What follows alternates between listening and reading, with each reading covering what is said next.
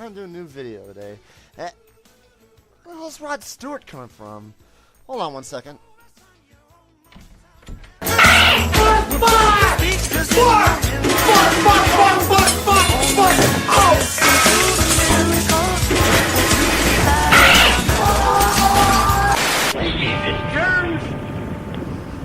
It's time!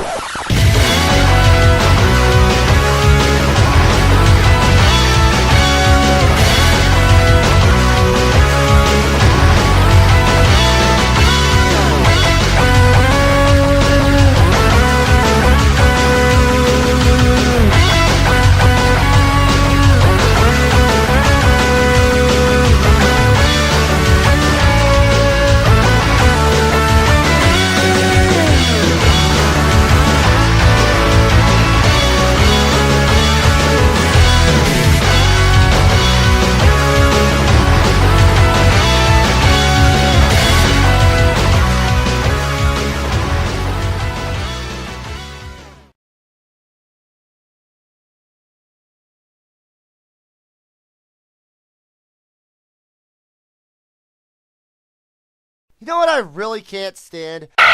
Whenever people complain about things not being the way they like it. I mean, granted, you have people who do this all the time at the drive-thru window at McDonald's or Burger King, but then you get people who bitch and complain about small, little things. For example, you got these people who complain about cell phones and Androids destroying how we communicate, and then go on and say things like, everything needs to be the way they were back in their time.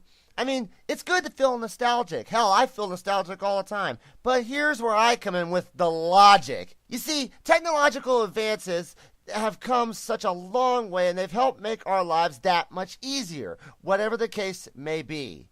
We need a way to communicate with people beyond our simple landline telephones, so we made them cellular.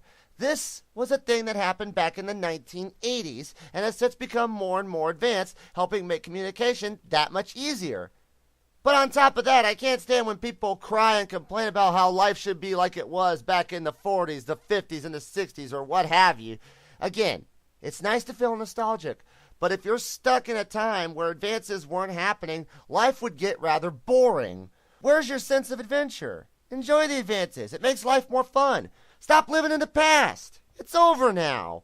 In all seriousness, though, without advances in technology or changing the way the world sees things on a whole, we'd be trapped in a time where nothing was new and fresh, the music would be bland, television would be boring as all hell, and no one would be enjoying life.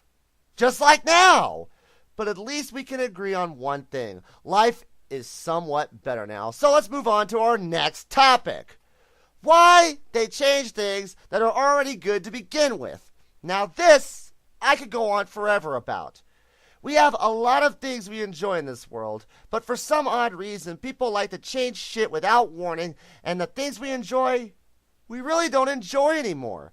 A good example would be whenever Burger King was charging 99 cents for a simple hamburger, but because their corporate offices wanted their wallets to be as fat as your average American's fat ass, burger prices have skyrocketed. Seriously? You guys talk about beating your competition, so you raise prices on your menu?